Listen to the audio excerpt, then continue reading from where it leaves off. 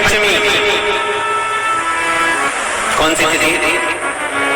पंचमी, चाहे वो शुक्ल पक्ष की हो चाहे वो कृष्ण पक्ष की। श्रावण महीने की पंचमी के दिन शंकर भगवान पर जिस परिवार के व्यक्ति का कावड़ जल हमने बताया है आपको, जरूरी नहीं है कि डंडा बांधकर 2 कावड़ के जल के लोटे लेकर जाओ, आप अपने हाथ में भी 2 कावड़ लेकर जा सकते हैं।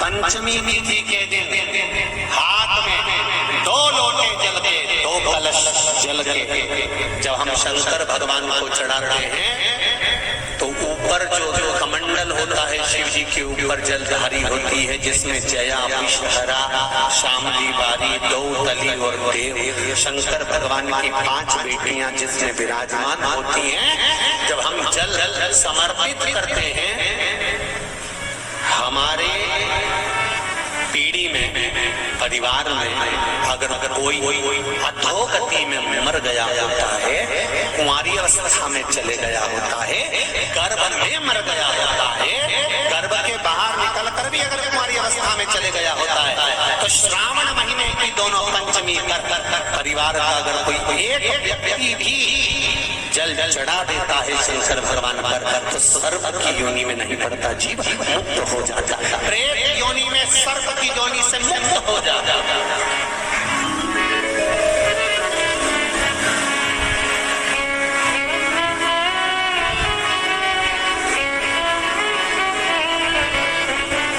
महाराज, हमारे यहाँ सांपों की पूजन कौन से दिन होती है, कौन सी तिथि में करते हैं? जम के बोलो जरा। नागपंचमी। नागपंचमी का मतलब क्या है? सांपों की पूजन करो। नागपंचमी का मतलब होता है शंकर जी के मंदिर में जाकर 1 लोटा जल समर्पित कर दो। उसका कारण क्या है कि हमारे परिवार में, हमारे कुटुंब में कोई 7 कुटुंब में, परिवार में कोई 7 पीढ़ी के अंतर्गत भी अगर कोई जीव तड़प रहा होता है, पड़ा हुआ होता है, उसकी मुक्ति नहीं होती है, तो पंचमी का चढ़ा हुआ जल उस जीव को प्राप्त हो जाता है और वो जीव तर जाता है, उसका फिर जन्म नहीं होता, वो तर इसको मुक्त करता है,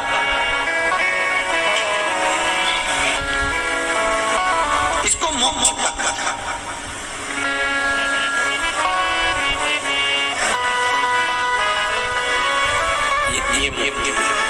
ये मोक्ष, इसी से कहेंगे कि ये मोक्ष।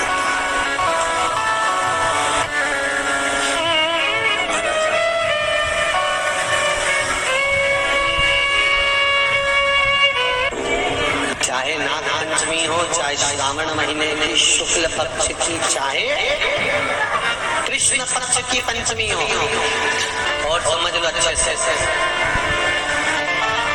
श्रावण महीने की पंचमी के दिन देवाधिदेव महादेव पर चढ़ाई गई शमी पत्र आस्तिक मुनि का नाम लेकर, कौन से मुनि? आस्तिक मुनि का नाम लेकर शमी पत्र को वापस उठाकर उसको अपने दरवाजे की चौखट पर कहीं पर भी या द्वार पर कहीं पर भी एक और रख देने पर घर के अंदर, बगीचे के अंदर सर्प प्रवेश नहीं करता। ध्यान रखिएगा, सर्प प्रवेश नहीं करेगा। शमी पत्र समर्पित करने पे उस शमी पत्र को आस्तिक मुनि का स्मरण करने, कौन से मुनि है? आस्तिक मुनि का स्मरण करने पर कि भीतर घर के अंदर बगीचे में सर्प भी प्रवेश।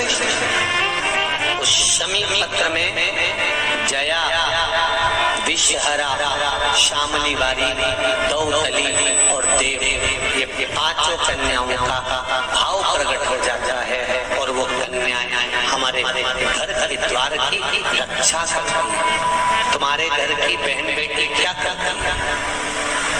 तुम्हारे घर की बहन बेटियां क्या करती हैं? घर में बहन बेटी आती हैं तो बद्दुआ देकर नहीं जाती। घर में कन्याएं रहती हैं, बटुआ नहीं देती।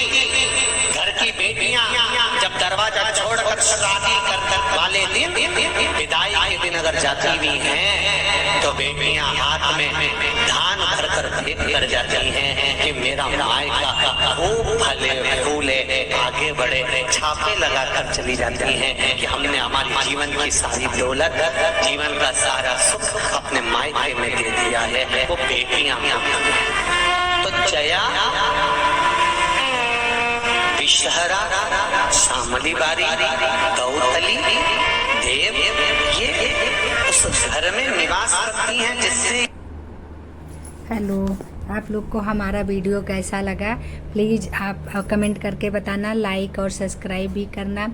और हम इसी तरह आपको भक्ति से जोड़े रखने के लिए अच्छी अच्छी वीडियो डालते रहेंगे और आप अपने मतलब कहानी सुन के अपने जीवन में धारण करने की कोशिश करना, क्योंकि हम पूजा पाठ से हमारे जीवन में जो भी बाधाएं आती हैं वो दूर होती हैं और महादेव बाबा की कृपा बनी रहती है, तो हमारे ऊपर किसी प्रकार का भी कष्ट नहीं आने देते हैं। महादेव सदा हमारी रक्षा करते हैं और हमारे जो ज़िंदगी में जो भी कष्ट रहता है, अगर हमारे अगले जन्म के कर्म खराब रहे होते हैं तो उसको भी कम कर देते हैं। इसीलिए आप लोग सदा अपने महादेव बाबा की पूजा पाठ और श्रद्धा से मनन चिंतन करते रहना चाहिए। और बोलो महादेव बाबा की जय। आप लोग को नाग पंचमी का हार्दिक बधाई। और आप लोग भी नाग देवता का कल पूजा अच्छे से सद्भावना से करिए और अपने पूर्वजों को भी धन्य कर दीजिए। तो आप लोग को हर हर महादेव।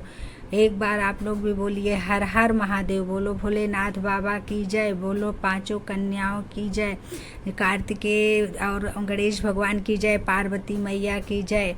हर हर महादेव। बोलो हर हर महादेव। ओम नमः शिवाय, ओम नमः शिवाय।